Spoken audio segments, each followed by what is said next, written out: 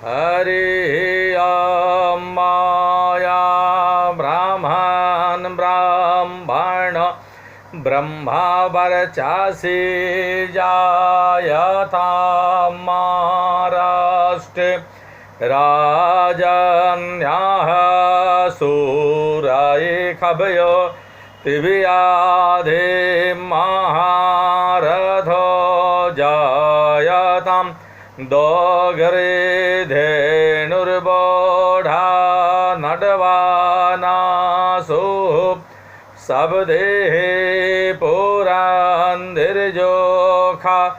जिष्णु राधेष्ठाः सभेयो जोवास्य जजमानस्य वीरो जायतां निकामे निकामेनः पर्जन्यो बरेखातु फलावतयो नावो खदयः पचयन्तां जोगक्षेमो नः कल्पताम्। मैं सहायक प्रोफेसर डॉक्टर धर्मेंद्र तिवारी, वेद विभाग, जूथालाल संस्कृत महाविद्यालय, मझौलिया, पश्चिमी चंपारण। मैं आज शास्त्रीय प्रतिष्ठा तृतीय वर्ष में पढ़ाई जाने वाली वाजसनीय प्रातिशाख्य के बारे में विचार विमर्श करने जा रहे हैं। आज का टॉपिक रहेगा कि ओंकारम वेदेषु। वेदों में ओम शब्द का उच्चारण करना चाहिए।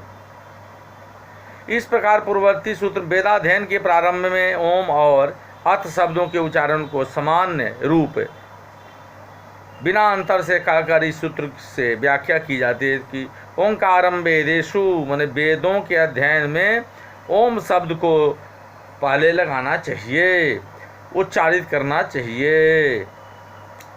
अथकारम भाष्येषु, भाष्य ग्रंथों में अथ का उच्चारण करना चाहिए। अथ शब्दानुशासनम, व्याकरण में जो है सो भगवान पतंजलि ने लिखा है कि अथ शब्दानुशासनम, तो यह शब्द जो है सो मंगलार्थक है।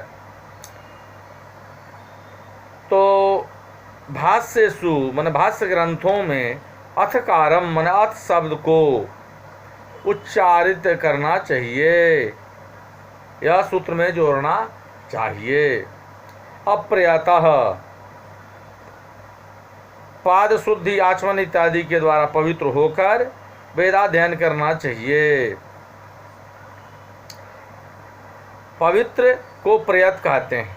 पाद शुद्धि माने आचमन इत्यादि के द्वारा पवित्र होकर अध्ययन करना चाहिए। अर्थ माने वेदों के अध्ययन के पूर्व पवित्र होकर के आचमन आदि करके तब जो वेद के मंत्रों का उच्चारण करना चाहिए। सूचौ, पवित्र स्थान में अध्ययन करना चाहिए। सूचौ माने पवित्र स्थान में अध्ययन करना चाहिए। कहा भी गया है कि द्विज को अध्ययन के अनुपयुक्त इन दो समयों में प्रयत्नपूर्वक वेदाध्ययन का परित्याग करना चाहिए। पहला कि स्वाध्याय का स्थान अशुद्ध होने पर और स्वयं की अपवित्रता होने पर, यानी जो हम वेदाध्ययन करने जा रहे हैं उस जगह की शुद्धि, उस जगह की शुद्धि होनी चाहिए और स्वयं शुद्ध होकर के ही वेद के मंत्रों का अध्ययन या अभ्यास करना चाहिए। इष्टम, सुखद माने आसन पर बैठकर अध्ययन करना चाहिए,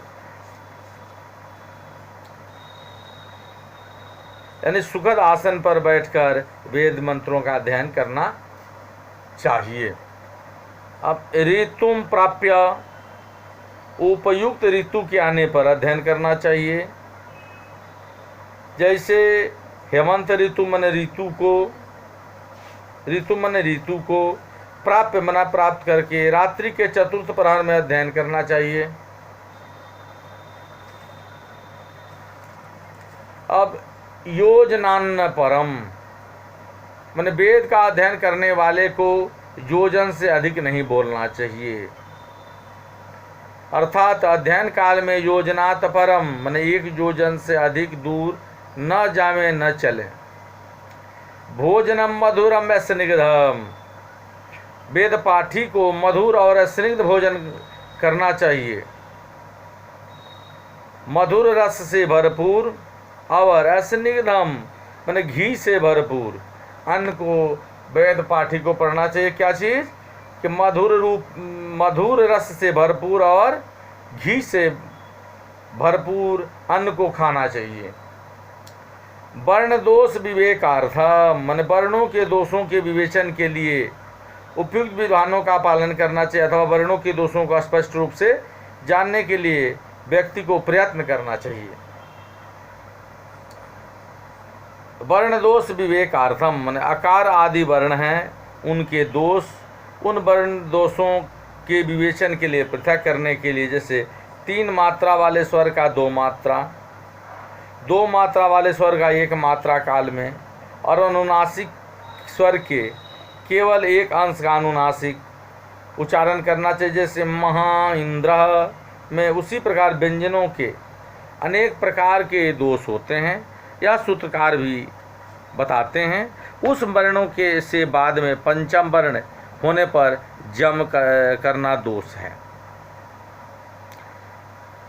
3 कृतद्धित चतुष्टयम समासा शब्दमयम माने वैदिक शब्द राशि तिङन्त कृदंत तद्धित और 4 समासों के रूप में अवस्थित है।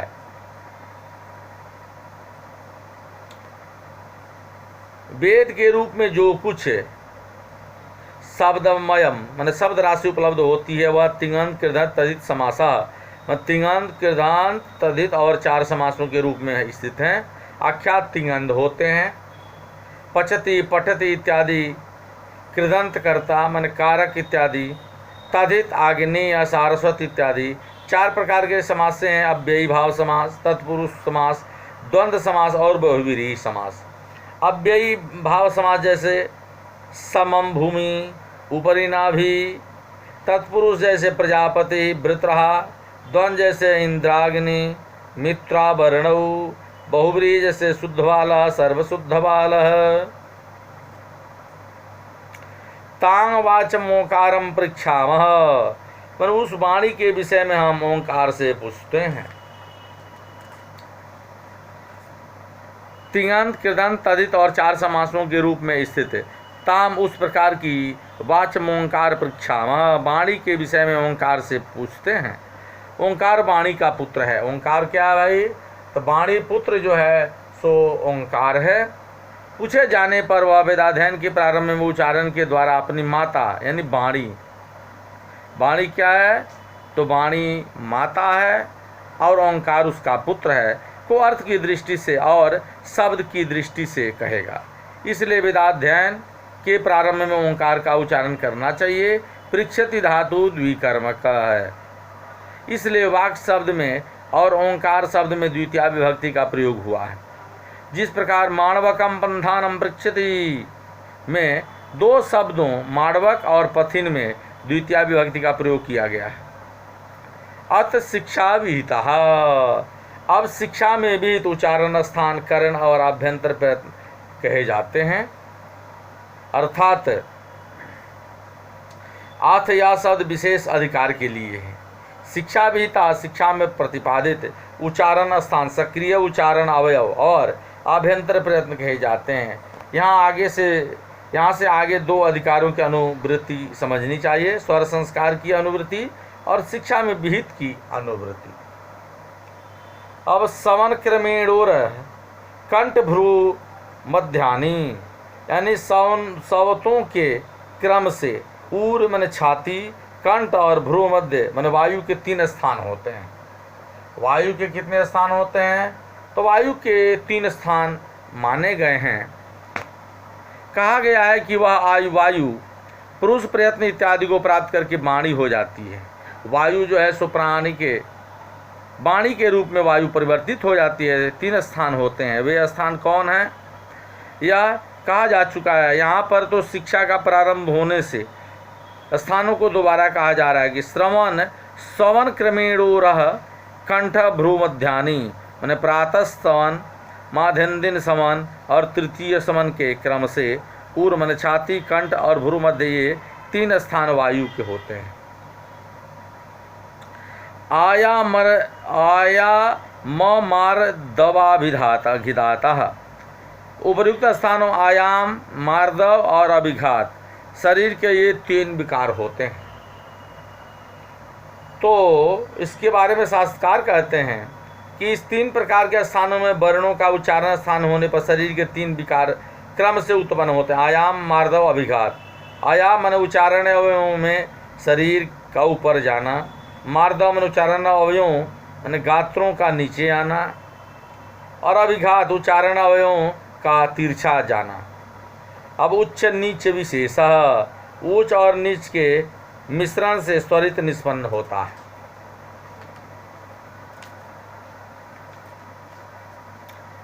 जो यह अभिघात स्वरूप स्वरित होता है वह उच्च नीच विशेष उच्च और नीच से निष्पन्न होता है। इस प्रकार शरीर के प्रयत्न से जो निष्पन्न होते हैं उनकी संज्ञा आगे बताई गई है। उच्च ध्वनि से उच्चारित अक्षर उदात्त कहलाता इत्यादि बतलाया जाएगा। अथाख्य समामनायाधिका प्रागृफितात। अब वर्ण समामनाय में कथित संज्ञाओं के अतिरिक्त संज्ञाओं का कथन रिफिल से पूर्व तक करते हैं। अब शब्द मंगल के लिए समामनायाधिका, समामनाय से अतिरिक्त संज्ञा वर्ण समामनाय को कहा जाएगा। अब वर्णमाला को पूर्ण रूपेण कहेंगे। उस अतिरिक्त प्रागफिलात रिफिल के विधान से पहले कहेंगे। अधोलिखित स्थलों में विसर्जनीय रिफिल संज्ञक हैं। उससे पहले तक या उपलक्षण के लिए है। यहाँ पर परिभाषाओं का भी विधान किया जाएगा। जैसे हर्ष स्वर का ग्रहण होने पर दीर्घ और प्लुत स्वरों को जानना चाहिए। वर्ग के प्रथम वर्ण का ग्रहण होने पर वर्ग को जानना चाहिए। उपदिष्टा वर्ण, वर्ण कहे गए हैं, वर्णों का उपदेश किया गया है। तो वर्ण समामनाय में वर्णा मन वर्ण, उपदिष्टा मन कहे गए हैं। जैसे क, ख, ग, घ, अंग का वर्ग अथवा पदों में जो वर्ण उपदिष्ट हैं उन्हें ही जानना चाहिए, अन्य विधान से होगा। जैसे इखित्वा, यहाँ पर संहिता में भी अन्य वर्ण नहीं है, विधान से संहिता में विकार होंगे, उनको वहीं पर कहेंगे। अथवा पदों में संख्या की दृष्टि से वर्णों का उच्चारण करना चाहिए। जैसे इखे माने यह 3 वर्णों वाला पद है। त्वा यह 3 वर्णों वाला पद है। ऊर्जे या 5 वर्णों वाला पद है। कहा गया है कि मंत्र को जानने की इच्छा रखने वाले व्यक्ति को प्रत्येक स्थल पर स्वर, वर्ण, अक्षर, मात्रा, विनियोग और अर्थ को जानना चाहिए।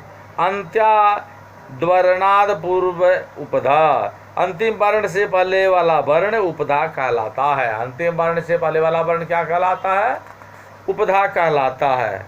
अंत में होने वाला अंत्य, अकार इत्यादि वर्ण है। अंत्याद वर्णाद पूर्व, अंत वर्ण में पूर्ववर्ती वर्ण जो है उपधा संज्ञक होता है। जैसे महान इंद्र, यहाँ न से पूर्ववर्ती अकार उपधा संज्ञक है। संज्ञा करने में प्रयोजन को सूत्रकार कह रहे हैं कि अंतस्थामंतस्था, सूत्र के पूर्व तक उपधा स्वर को अनुनासिक होने का अधिकार किया जाता है।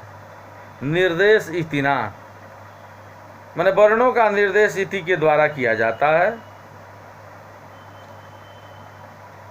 अर्थात वर्णों का निर्देश इतना इति के द्वारा होता है। जैसे क किति, ख खिति, ग गीति, घ घीति, अंगांगिति का वर्ग है।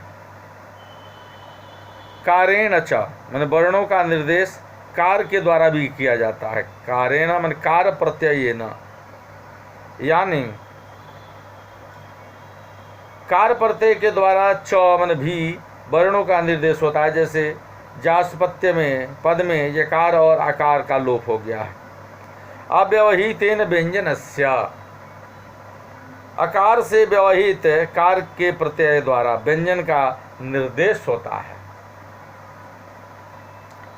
अकार से व्यवहित कार प्रत्यय के द्वारा व्यंजन से व्यंजन का निर्देश होता है। जैसे ककार और पकार बाद में होने पर विसर्जनीय सकार हो जाता है। व्यंजन का यह क्यों अकार इकार उकार,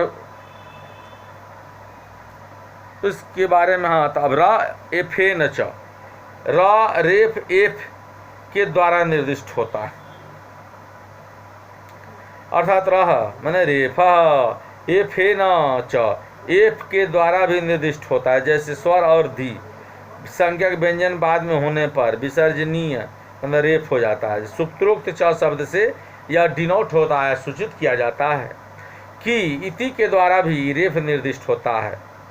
जैसे ये अंतस्था, य लव अंतस्था,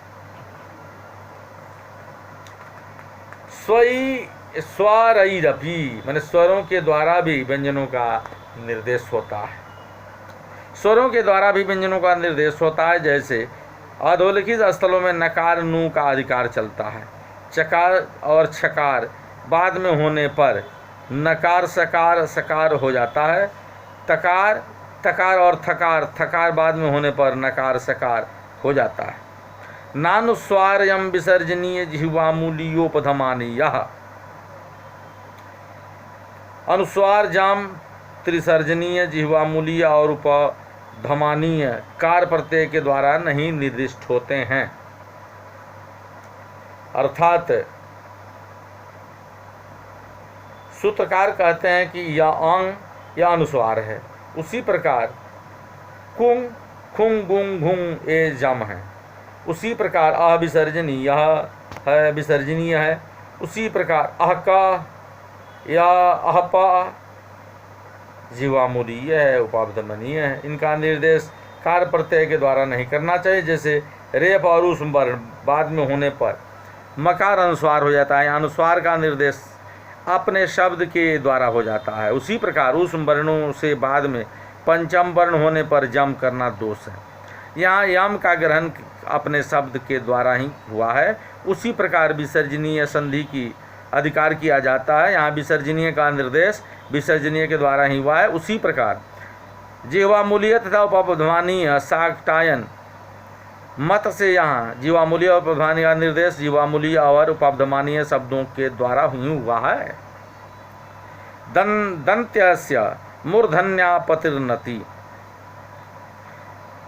यानी दंत का मूर्धन्य होना नति कहलाता है। इंत्य दंतस्य अर्थात दंत्यस्य दंत वर्ण का मूर्धन्यापति ही मैंने मूर्धन्य वर्ण होना नति मूर्धन्य भाव कहलाता है। जैसे परिसिंचति तो परिसिंचति, संज्ञा होने में प्रयोजन मूर्धन्य न बना हुआ सु या विभक्ति भी बाद में तो पृथक्करण होता है इत्यादि। अब आता है समान स्थान करणस्य प्रयत्न सवर्णः, अर्थात तुल्य स्थान उच्चारण स्थान सक्रिय उच्चारण अवयव और आभ्यंतर प्रयत्न वाला सवर्ण कहलाता है।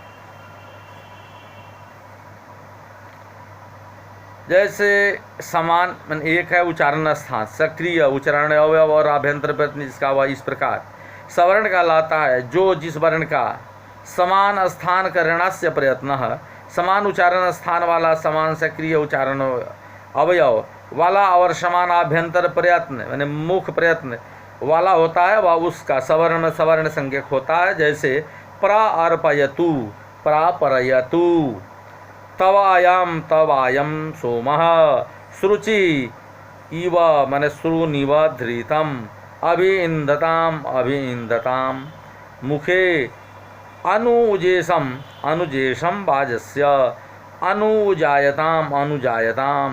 रीकार और लिरकार का भी सवर्ण दीर्घत्व होता यदि वेद में उदाहरण मिलता। संज्ञा करने में प्रयोजन को कहा जाता है कि सवर्ण स्वर बाद में होने पर प्रथम 8 स्वर सिम अ आ ई उ री दीर्घ हो जाते हैं। सीमादिष्टोष्टौ स्वराणाम, अर्थात वर्णमाला के आदि में विद्यमान 8 स्वरों की सीम संज्ञा होती है, अथवा स्वरों के अंतर्गत आदि में विद्यमान 8 स्वर सीम संज्ञक हैं। वर्णमाला के आदि में 8 स्वराणाम मन स्वरों की सीम संज्ञा होती है। अष्टौ इसे विभक्ति परिवर्तन द्वारा षष्ठी विभक्ति का बहुवचन समझना चाहिए, क्योंकि अष्टौ का स्वराणाम के साथ समानाधिकरण है। जैसे अ आ ई उ री री अष्टम अध्याय में लिखित वर्णमाला में 3 मात्राओं वाले भी सूत्रकार के द्वारा कहे गए हैं। प्रयोजन का अभाव होने से यहाँ संधि में उनका ग्रहण नहीं होता है। अग्नाई, लाजीन और साचीन सर्वोदा होते हैं और इन 3 स्वरों में 3 मात्राओं वाले होते हैं इत्यादि के द्वारा 3 मात्राओं वाले वर्णों प्लूतों को सूत्रकार स्वयं ही कहते हैं कि संज्ञा करने में सवर्ण दीर्घत्व की ही प्रयोजन है। और ऊपर कहे गए प्लूत वर्णों का सवर्ण दीर्घत्व नहीं होता है, अतः यहाँ प्लूत वर्ण ग्रहण नहीं किए जाते। संज्ञा करने में सूत्रकार प्रयोजन बतलाते हैं कि सवर्ण स्वर बाद में होने पर प्रथम 8 स्वर सीम अ आ ई उ री दीर्घ हो जाते हैं। ऐसा शास्त्रकारों का कहना एवं मानना है। संध्यक्षरम परम, परवर्ती स्वर संध्यक्षर कहलाते हैं। स्वरों की अथवा स्वरों के मध्य में इसकी अनुवृत्ति हो रही है। स्वरों के मध्य में जो परम परवर्ती अंत्य अक्षर हैं वह संध्यक्षर संज्ञक होता है। संध्यक्षर यहाँ जाति में एक वचन है और जैसे पका हुआ जौ में परवर्ती संध्यक्षर हैं या अर्थ हैं। 2 मात्राओं वाले स्वरों दीर्घ स्वरों का ही ग्रहण होता है। प्रयोजन का अभाव होने से प्लुत का नहीं, प्रयोजन के लिए ही संज्ञा और परिभाषा की जाती है। इसलिए 2 मात्राओं वाले स्वरों दीर्घ स्वरों का ही ग्रहण होता है, सभी परवर्ती स्वरों का ग्रहण नहीं होता है। वर्णमाला वर्ण समामना अष्टम अध्याय में तो सभी वर्णों का पाठ उचित है ही, क्योंकि यहाँ इतने वर्ण होते हैं कि यहीं बतलाया गया है कि इसलिए यहाँ वहाँ सभी वर्णों का पाठ उचित है, दोष नहीं है। यहाँ तो उन्हीं वर्णों का उपदेश किया जाता है जिनमें किसी कार्य की सिद्धि होती है। जैसे ए आई ओ औ, संज्ञा का प्रयोजन संध्यक्षर ए ओ आई औ, आय आओ आय और आओ हो जाते हैं। आकंठ्यो भावी, माने कंठ अ आ से अन्य स्वर भी भावी कहलाते हैं। स्वरों की इसकी अनुभूति होती है। अकंठ कंठ्य, अकार और आकार को छोड़कर अन्य स्वरों की भावी संज्ञा होती है। जैसे ई उ री री लृ लृ ए आई ओ औ। संज्ञा में प्रयोजन को आकंठ स्वर है, पूर्व में जिसके बहुविसर्जनीय और रिफित विसर्जनीय, इन दोनों को परवर्ती सूत्रों में समझना चाहिए। व्यंजनम कादि, ककार से प्रारंभ होने वाले व्यंजन कहलाते हैं। तो ककार से प्रारंभ होने वाला अनुस्वार पर समाप्त होने वाला जो वर्ण समूह है वह व्यंजन कहलाता है।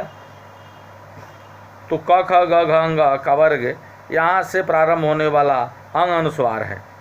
यहाँ पर समाप्त होने वाला समूह संज्ञा में प्रयोजन व्यंजन का काल आदि मात्रा है इत्यादि। अनंतरम संयोगः, स्वर व्यवधान से रहित संयोग कहलाते हैं, अथवा व्यवधान रहित व्यंजन वर्णों का मेल संयोग कहता है। यानी व्यवधान रहित जो व्यंजन का मेल है उसके संयोग कहलाता है। अव्यवहित व्यंजन के साथ संयोग संज्ञक होता है। जैसे पक्वम, ककार, ककार और वकार संयोग है। अश्व सकार, सकार और वकार संयोग है। संज्ञा करने में प्रयोजन को कहा गया है कि स्वर के बाद में स्थित संयोग का आदि सर्वत्र 2 बार उच्चारित होता है। स्पर्शवेव संख्या, स्पर्श में ही संख्या जाननी चाहिए। ककार से प्रारंभ होने वाले और 5 वर्णों वाले 5 वर्गों को निकादियो मांसान स्पर्श, यानी क से लेकर म तक स्पर्श संज्ञा कहा गया है।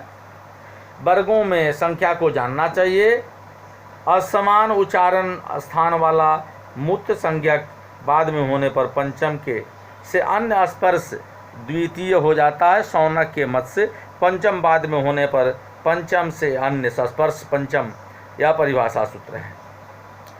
2 प्रथम जीत, प्रत्येक वर्ग में प्रथम 2 वर्ण जीत कहलाते हैं। स्पर्श वर्णों में ही संख्या यह परिभाषा की भी जा चुकी है, इसलिए उस परिभाषा को यहाँ उपस्थित किया गया है कि दो दो माने दो दो, प्रथमौ माने प्रथम वर्ण, प्रत्येक वर्ग में जीत संज्ञक होते हैं। जैसे क ख च छ ट ठ त थ प फ संज्ञा करने में प्रयोजन को जित पर मुत वर्णवाद में होने पर पूर्व के विसर्जनीय का लोप हो जाता है। मैं अपनी वाणी को यहीं पर विराम देता हूँ। फिर कल हम लोग यजुर्वेदीय प्रातिशाख्य अर्थात वाजसनीय प्रातिशाख्य के बारे में विचार विमर्श करेंगे। धन्यवाद। जय हिंद, जय भारत।